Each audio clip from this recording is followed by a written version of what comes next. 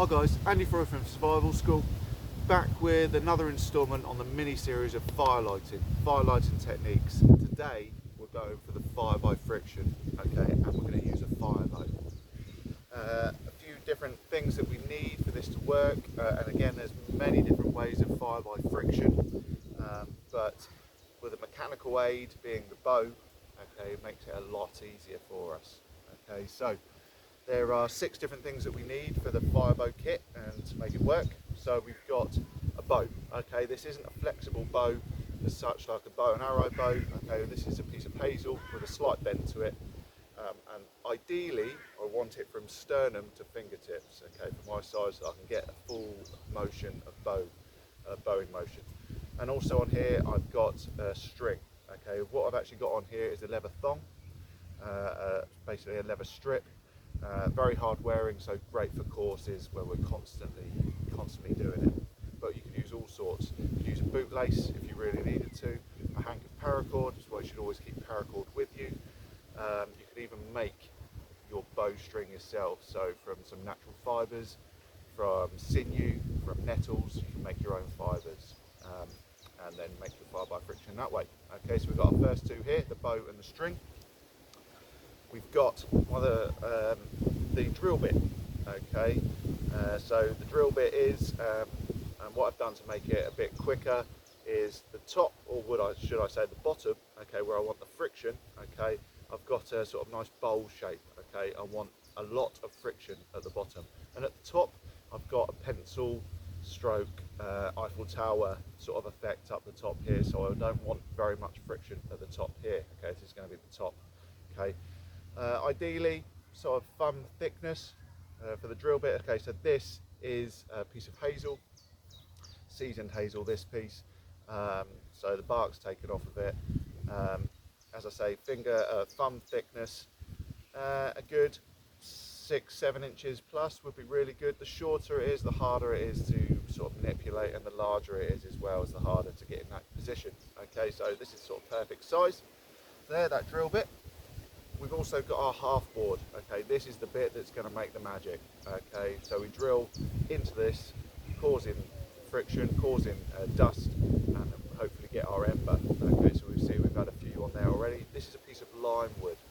Okay, cut lime wood and split down. So it needs to be nice and dry. We've got a bearing. Okay, bearing block. Okay, so this is a piece of holly, so nice hardwood. And this is what's going to stop the friction. So we've got a little hole at the top here, and then this is where we don't want the friction. Okay, we want it to spin a lot up the top here. And then our last piece is an ember pan, or just a piece of wood. It could be a nice leaf, so a laurel leaf, something that's not going to burn through so much, and this is going to catch our dust and turn it into our ember. Okay, so we don't just do it straight onto the floor. Okay, so I've got all them pieces ready. I've got my cutting tools ready here, so they're to hand, so when I need them quickly, I can use them.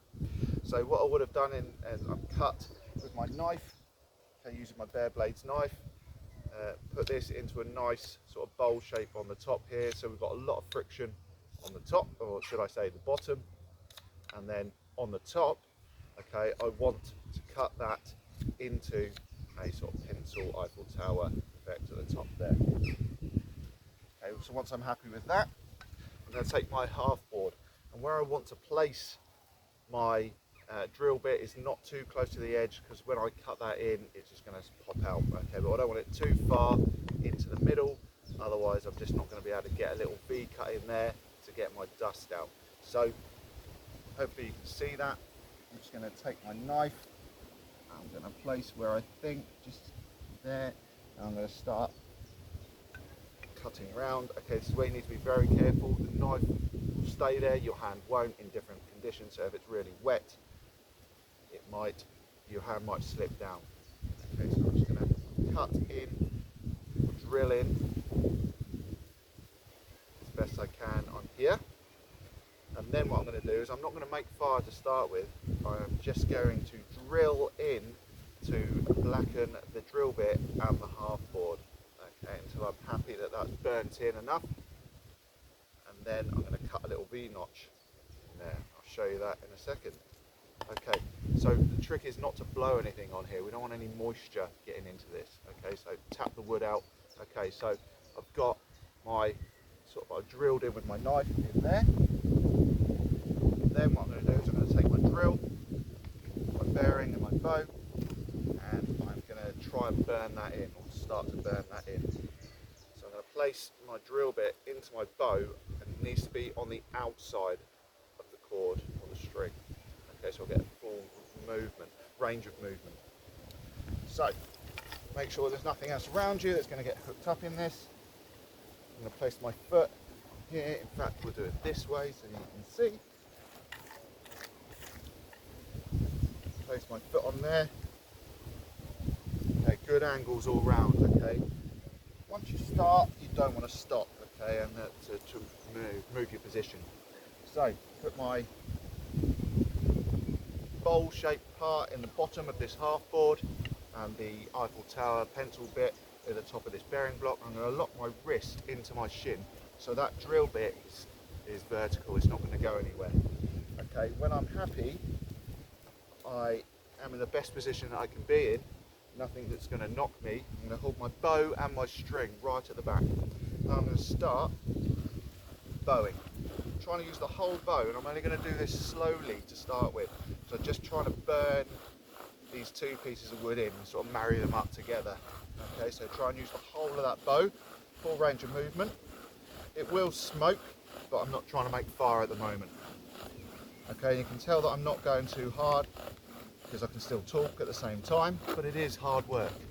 Okay, doing fire by friction is hard work, and when you need it most, that is when it's the hardest to do. So survival situation, you need it the most, it's the hardest to do. Teaching in front of a load of people, a load of students, it's going to be harder to do. Okay, so when I'm happy that that is burnt in, both of them are burnt in and married up together, now I'm going to do my cutting in.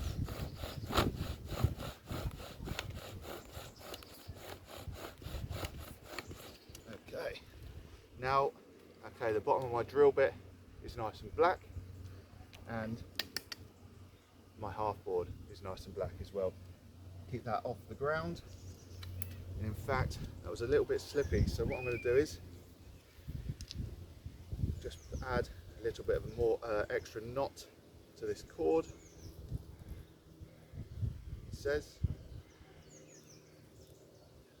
again, when you need it most, that's when it all goes wrong for you. Trying to make a video, it all goes wrong. But it's a nice day today, so hopefully not a lot of moisture in the air. Okay, everything goes against you when you're doing fire by friction. Moisture in the air, the wind, if it's wet, if it's damp, if it's, the wood is all wet around you, moisture in the ground, it's all going to be against you. Okay, so practice, practice, practice. Practice makes permanent. Okay, that's a lot tighter. Okay, so I've got my burnt in part here, and then what I want to do is I'm going to take my little saw, so you could use a Baco Laplander folding saw, but I find it's quite aggressive. And then what I'm going to do, this stump, so you can see, I am going to cut just before centre here with a little V.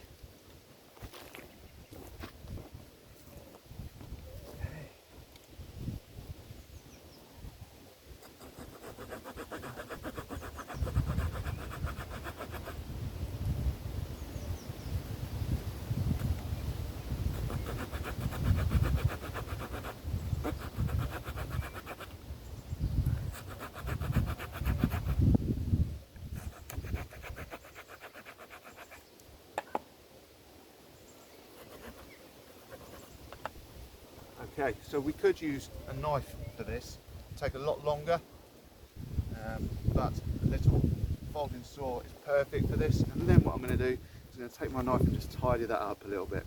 I'm being very careful, forehand grip in here, just to centre or just before centre. If it's any further, the drill bit is just going to ping straight out. Okay, and we want to make this as smooth as possible, so all that dust falls straight down onto our ember pan and starts to heat up. Okay, there we go. So we've got our V cut in there. Our knife just fits in the middle there. Stamp out of the way. Cutting tool away. Okay, so now we should be ready to make fire. So once I'm happy, get on my bits and pieces. Okay, my ember pan, lay that down, and then place my half board down. Okay, place my foot on as close as I can, tuck any laces away if it's in the way. Drill bit inside and over the top. Oh, that's a lot tighter. Wow, ping it in there. Place the bottom of the bowl shape into my half board. Lock my wrist into my shin so that drill bit isn't going to go anywhere. Make sure I'm in a nice position and I'm happy and I'm comfortable. Nothing's going to get in my way. And then once I start, I don't want to stop. I'm going to increase the pressure and the speed slowly. Oh. Okay. Might be a little bit too tight now. Might have overdone it. Okay, let's try again. Get that going. Okay, once I'm happy, locked in. Try and use the full bow, full motion. Okay, and when it starts to really smoke, that's when I'm going to start to increase the downward pressure and the speed.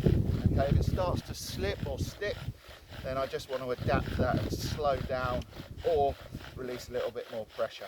Okay, what I'm trying to do now is build up all that dust in that V notch onto that ember pan. Once it's really starting to smoke, then I can increase the pressure and the speed a little bit more.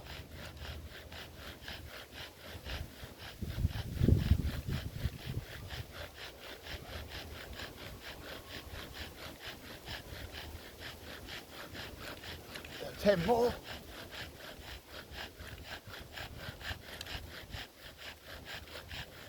Okay, you should have it. So, carefully take my knife, carefully get that very delicate ember out of there.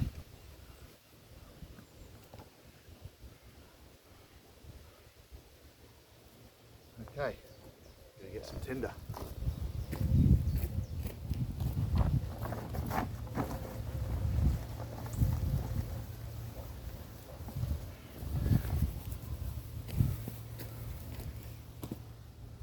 Okay, so if it was raining or really windy, this is where I want to be over the top of it, protecting that, guarding it with my life. Bring it a little closer.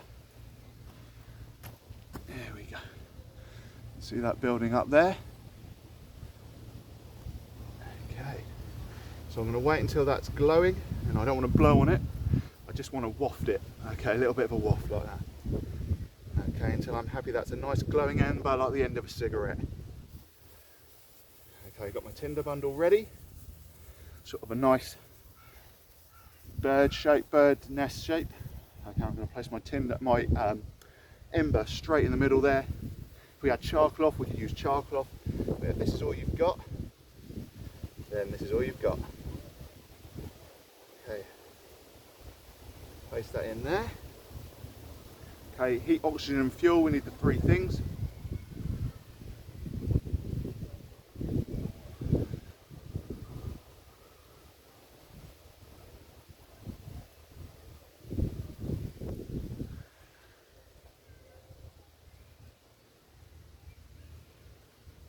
Okay, the wind is really helping us out here.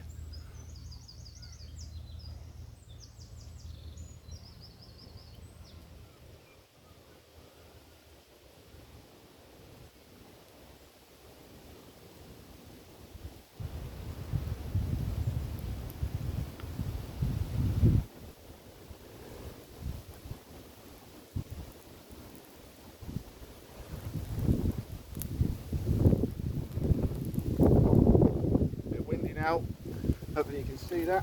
Let's try and get down here.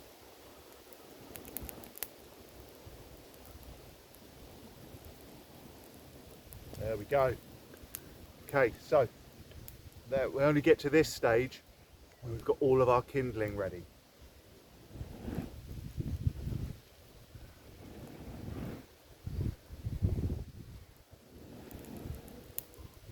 And you need to find the driest tinder possible. Okay, there must be a little bit of moisture in there. It burst into flames and then it's gone out again. Really smoking. So a lot of heat coming off of there. Okay, we want that blazing fire on there. We place all of our kindling on top of there. And then we've got our fire by friction. Okay, so don't forget to keep everything bone dry. Okay, your tinder needs to be bone dry. Your timber, so your drill bit needs to be bone dry. So good wood is hazel, sycamore. It's endless. Okay, we can find certain woods, hardwoods, softwoods. People say different things. Test all these different things. So practice, practice, practice. Practice makes permanent.